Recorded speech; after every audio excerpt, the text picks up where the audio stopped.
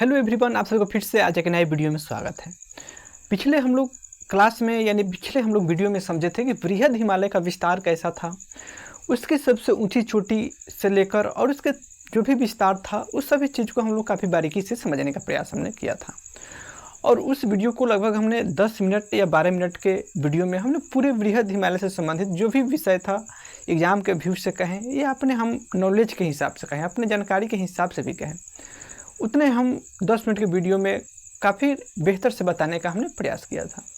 आज हम लोग देखें कि वही बृहद हिमालय का विस्तार इसे भी कहा जाता है, जो कि मध्य हिमालय है और बाह्य हिमालय है। ये दो बृहद हिमालय का ही पार्ट है। तो आज हम लोग इस वीडियो में मध्य हिमालय और बृहद हिमालय के बारे में जो भी महत्वपूर्ण जानकारियाँ है, जो कि एग्जाम से संबंधित हो या हमारे जानकारी के हिसाब से हो, उस चीज़ को हम लोग इस वीडियो में समझने का प्रयास करेंगे। तो सबसे पहले हम लोग मैप के सहारे ही हर चीज़ को समझने का प्रयास करेंगे, ताकि हमें पता तो चले कि कहाँ और किस चीज़ के बारे में हम लोग अध्ययन कर रहे हैं और किस तरह के चीज़ों के बारे में हम लोग जानकारी भी इकट्ठा कर रहे हैं। तो हम लोग मैप के सहारे जब पढ़ते हैं तो हमारा जो याददाश्त है वो काफ़ी बेहतर तरीके से अधिक समयों के लिए याद रख पाना काफ़ी आसान हो पाता है। तो आप चलिए हम लोग बोर्ड पे चलते हैं और इस चीज़ को समझने का हम लोग प्रयास करते हैं।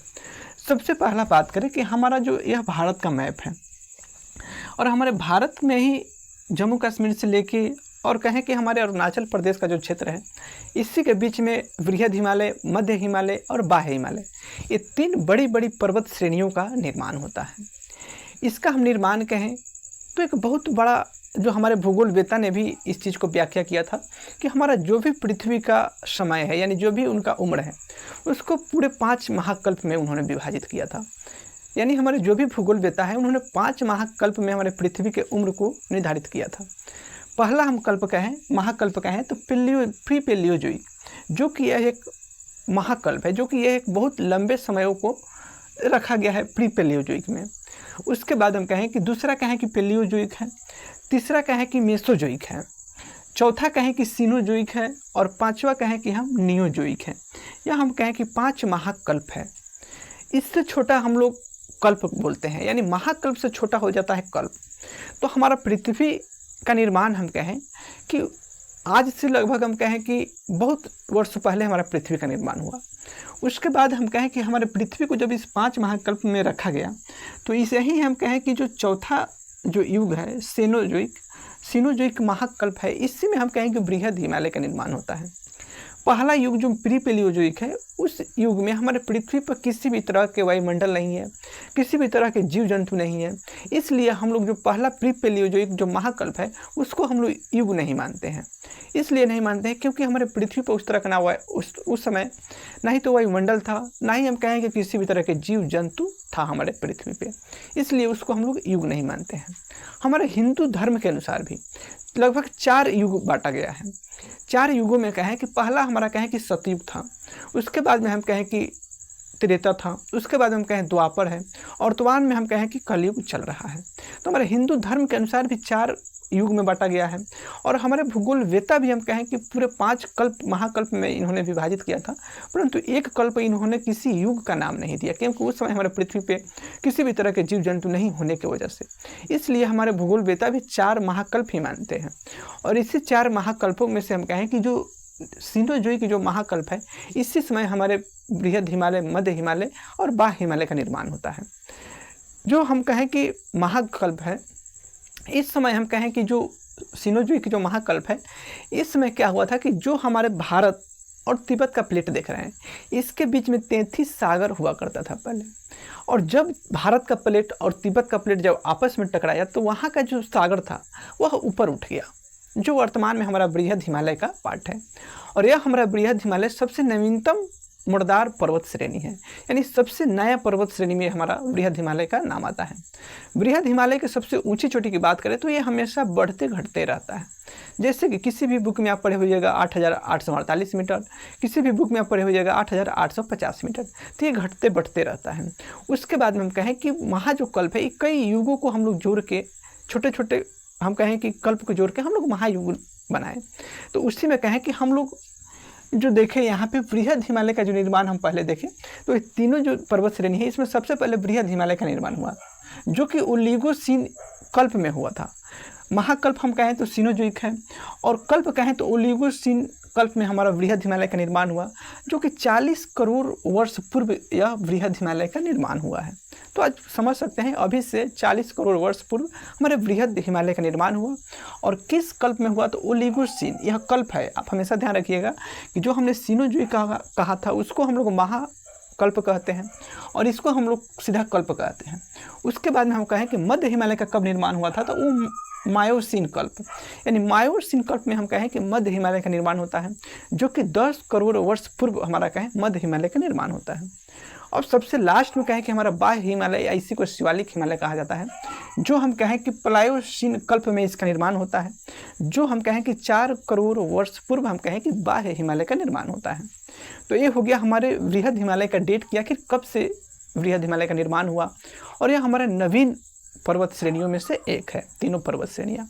इसके बाद में हम लोग देखें कि हम लोगों ने वृहद हिमालय का विस्तार देख चुके थे कि हम लोग जम्मू कश्मीर से लेकर अरुणाचल प्रदेश तक, नंगा पर्वत जो कि जम्मू कश्मीर से लेकर अरुणाचल प्रदेश में नामचा बरुआ तक वृहद हिमालय का विस्तार था, जिससे हम कहें कि पिछले वीडियो में वृहद हिमालय से जो भी संबंधित जानकारी था वो सभी चीज़ को हम लोगों ने देख चुका था। आज हम देखें कि यही मध्य हिमालय की बात करें तो हमारे मध्य हिमालय लगभग 4-5 भागों में बटा हुआ है।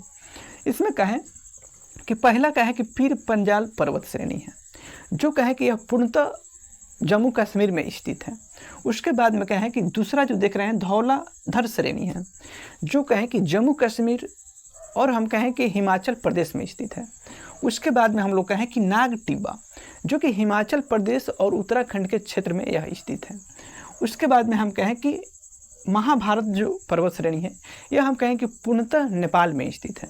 और उसके बाद में जो देख रहे हैं सिक्किम और भूटान का जो क्षेत्र देख रहे हैं, इसका हम लोग नाम देते हैं बुल्लू माउंटेन श्रेणी, यानी बुल्लू माउंटेन पर्वत श्रेणी जो है ये हम कहें कि हमारे भारत के सिक्किम और भूटान में इसका विस्तार है। हम कहें कि यह वृहद हिमालय के समानांतर ही मध्य हिमालय का भी विस्तार है। इसकी हम चौड़ाई की बात करें तो लगभग हम कहें कि 50 से 80 किलोमीटर वृहद हिमालय की चौड़ाई है। उसके बाद में हम लोग देखें कि वृहद हिमालय के बीच में बहुत सारे घास के मैदान हैं, उसको हम लोग खास नाम से भी जानते हैं, जैसे कि मध्य हिमालय में बहुत सारे पर्यटक स्थान भी हैं, जिससे हम लोग उसको भी समझें कि हम लोग पर्यटक जो स्थान है वो क्या क्या नाम है। तो पहला कहें कि शिमला, जो कि मध्य हिमालय के घाटी में ही स्थित है। मध्य हिमालय के जो घास का मैदान है उसी में इसको भी शिमला, नैनीताल, मंसूरी, डलहौजी, दार्जिलिंग, जो कि यहाँ से लेके जम्मू कश्मीर से लेके और हम कहें कि भूटान तक का जो क्षेत्र है उसके बीच में स्थित या हम कहें कि स्थल है मध्य हिमालय का। उसके बाद में हम लोग देखें कि मध्य हिमालय में स्थित घास का मैदान, यानी मध्य हिमालय में हम कहें कि घास का जो मैदान है वो भी काफ़ी महत्वपूर्ण होता है। जैसे कि जो जम्मू कश्मीर में जो घास का मैदान है उसमें हम लोग लास्ट में शब्द में मर्ग जो आप देखते हैं, किसी भी शब्द के लास्ट में अगर मर्ग लगा होता है तो वह जम्मू कश्मीर का घास का मैदान है, जो कि मध्य हिमालय का ही पार्ट है, मध्य हिमालय में स्थित है। जैसे कि एग्जाम्पल में हम देखें कि गुलमर्ग और सोनमर्ग, गुलमर्ग के लास्ट में मर्ग लगा हुआ है, सोनमर्ग के लास्ट में मर्ग लगा हुआ है, जो कि यह मध्य हिमालय के हम कहें कि घास का मैदान है, जो हम कहें कि सिक्किम में स्थित है। वहीं कहें उत्तराखंड का जो घास का मैदान है उसमें हम लोग बुग्याल या प्यार कहते हैं। बुग्याल और प्यार कहें कि यह हमारा मध्य हिमालय का ही पार्ट है, जो कि हम कहें कि उत्तराखंड का जो क्षेत्र देख रहे हैं यहाँ पर इसको हम लोग बुग्याल या प्यार कहते हैं। उसके बाद में इसकी चौड़ाई हम लोगों ने देखा कि मध्य हिमालय की चौड़ाई क्या है कि लगभग 80 से 100 किलोमीटर तक होता है। उसके बाद में हम लोगों ने क्या देखा कि बाह्य हिमालय भी काफ़ी बेसिक जो जानकारी है बाह्य हिमालय में, जो कि काफ़ी कम समय में उसको भी हम लोग समझने का प्रयास करेंगे। तो हम कहें कि मध्य हिमालय का निर्माण भी हम कहें कि यही जम्मू कश्मीर से लेके और लास्ट कहें कि नेपाल और सिक्किम तक इसका लास्ट हो जाता है। ये भी हम कहें कि जो मध्य हिमालय है इसी के समानांतर दक्षिणी दिशा में जो बाह्य हिमालय का विस्तार है। बाह्य हिमालय का ही हम कहें दूसरा नाम, जो कि शिवालिक नाम भी मिलता है। इसका हम अगर चौड़ाई कहें कि इसका चौड़ाई हम लगभग कहें तो हम लोग मध्य हिमालय की चौड़ाई कहें तो 10 से 30 किलोमीटर होता है, मध्य हिमालय की चौड़ाई होता है। उसके बाद में कहें कि मध्य हिमालय के बीच में भी बहुत सारा घाटी है, या हम उसको नाम भी देते हैं। जैसे में बाह्य हिमालय में स्थित जो घाटी है उसके शब्दों के लास्ट में दून लगा रहता है। मध्य हिमालय में हम लोग मर्ग देखे, सोनमर्ग जैसे शब्द जो लगा होता है लास्ट में मर्ग, वो हम लोग मध्य हिमालय में देखा। वैसा ही हम कहें कि बाह्य हिमालय में जिस शब्द के अंत में दून लगा होता है समझिए कि वो हमारा बाह्य हिमालय में स्थित घाटी है। जैसे कि देहरादून, यह बाह्य हिमालय में स्थित यह घाटी है। तो जो भी शब्द के लास्ट में दून लगा होता है उसको हम लोग घाटी के नाम से जानते हैं, और वह हमारा बाह्य हिमालय का ही घाटी है। मध्य हिमालय का जो क्षेत्र था उसमें हम लोग मर्ग, सोनमर्ग, गुलमर्ग जो देखे वो हमारा क्या है, मध्य हिमालय में स्थित घास का मैदान है। तो ये है हमारे मध्य हिमालय और बाह्य हिमालय से संबंधित जानकारी था। बाकी हम लोग बृहद हिमालय के बारे में पिछले वीडियो में हम लोगों ने काफ़ी बेहतर से समझने का प्रयास किया था। आज हम लोगों ने मध्य हिमालय और बाह्य हिमालय को काफ़ी बेहतर से हमने समझने और सीखने का प्रयास किए हैं। आप इससे क्या समझे, क्या सीखे, आप अपना भी इसमें राय बताना मत भूलिएगा। बाकी हम फिर मिलते हैं नेक्स्ट वीडियो में कोई अच्छा सा जानकारी लेके। अब के लिए जय हिंद, जय भारत।